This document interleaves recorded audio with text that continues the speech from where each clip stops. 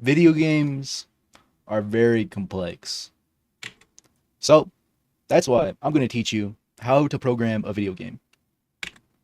What you will need for this project is a computer with at least 8 gigabytes of RAM, a processor that came out in the last 8 years, and if you want a decent GPU, that will streamline the process of actually making the game. Unity free version is the software that we're going to use. The code that we're going to be using for this project is based in C#, and optional, but I like it. You need a gamer shirt in order to become a true game developer. And you also need a keyboard, because you can't really develop without one. And now, to install Unity on your computer. Step 1, Google Unity. You type it into Google, you see Unity, and then you get the download option. Step 2, after you've clicked download, you'll be redirected to this page where it says download for Windows. We shall be downloading on Windows. Step 3, you go through the process. Once you click download, it's going to start downloading an exe file. Once that's done, open it, and you should be met with the license agreement. Click I agree. Then you should be met with where to install it. It doesn't really matter. Yeah.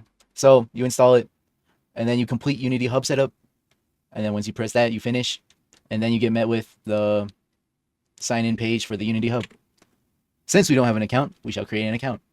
You get met with welcome to Unity Hub. Then you get redirected to the website. And then you just create an account. You input your email. It's joe375@gmail.com. You input a username, a full name, and a password.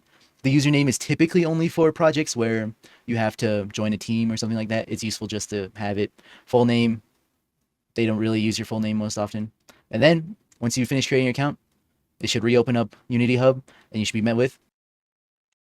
All right. So now that the project is open, we get to see what we can work with. So to get started, this is your console. This is your project. This is your game. This is your inspector. And this is the scene. This is where you manipulate everything that you're going to be working with. All right. So we're going to be adding a object into the scene. You right click on your hierarchy, scroll down, you hit 3D object. You're going to select cube. And then as it loads, there you go. You got a cube. Typically, you can use your middle mouse click to move left to right like this. And then use your right left click to move your camera around like this while working in the scene. So let's look at this little guy. What can he do? All right. So we got a mesh filter. What this basically does, we got a mesh filter and a mesh renderer. The mesh filter basically makes it into the shape that you want the mesh to be. The best way to think of a mesh is like a coloring book. Without coloring anything in, you don't have anything that you can really see. There's no outline, there's nothing, it's just see-through. With a mesh, you are able to see the texture on the cube. So you got this guy, and he's just there. The transform affects things every way. If you're working with position, rotation, or scale, this is the stuff you want to mess with. So you move the position, it moves X and Y, up and down, and Z axis. Rotation works the same way. It rotates that way. Scale is where things start to get a little bit interesting. You can stretch it always like that. For our video, we're just going to be making a giant horizontal plane. So let's fix this up. 0, 0, 0, 0, 0. All right. So we got our project. Let me see here. I'm going to bring it a bit more towards the camera. Wrong value. It's going to be along the Z-axis. And we're there. So from the scene, it should look like this. And the camera is right there. So click on it. And then you can see everything basically the camera can see. And the camera has its own inspector, a bunch of stuff, but we're not going to get into that today. So when you are creating an object, it just starts off with a base name cube. Let's name it floor. And then you got your box collider. That's basically what makes it so this object can interact with another object. So let's create our player. All right, so we got our cube, this little guy. Oh, he's pretty far away. Let me just... And there we go. We have our cube. So unique things to work with the mesh renderer is that you can change its color. I'm not going to do that because I do not have time. Now, after reviewing all that stuff, I think we're ready to code.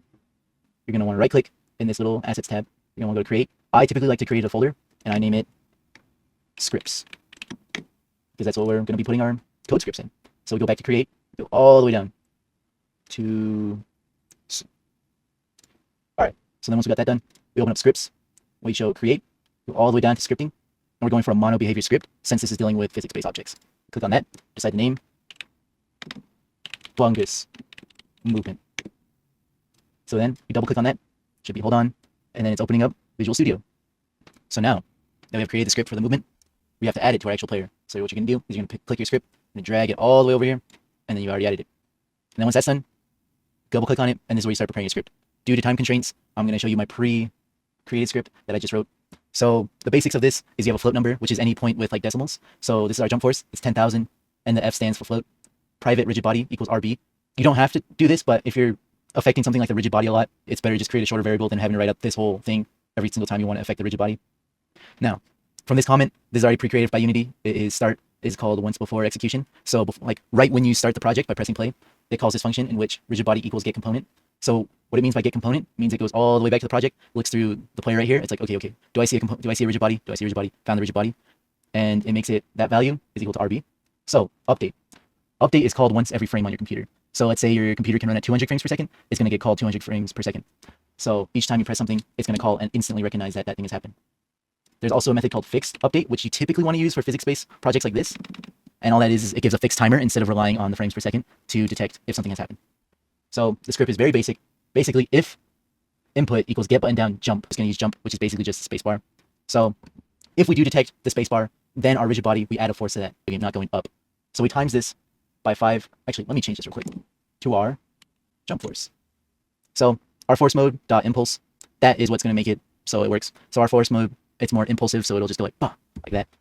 So when you enter this again, it should be correct. Our number is right. All right. So when you want to test any of your movement code, you press play at the very top, and let's see what happens. So false, and it's disappeared. Yeah. So it didn't disappear. I set the speed to 10,000, and if you look at the Y value, it increased very significantly and very fast. So from the looks of it, it is still climbing, and I don't know when the gravity is going to top out and it's going to come back. So in this instance, we're going to press the stop button, and we're going to change the movement speed. So right here, we're going to probably just change it to 10, so about 3 times less than what we were working with. So we press play again,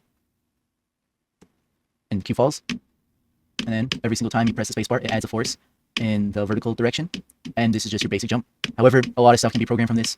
One thing you could do is have a static movement right here, and you can create Flappy Bird. I've done it before as one of my first projects. It's really fun. Another thing would be just how long you can keep this thing in the air by pressing spacebar. That's another game. Or how fast you can get high in a couple of seconds. So like let's say, oh, and it's still climbing. So my code still has a lot of bugs, and that's all right. Not everything works great the first time. And yeah, oh, there it goes. So that's how you create a video game in Unity.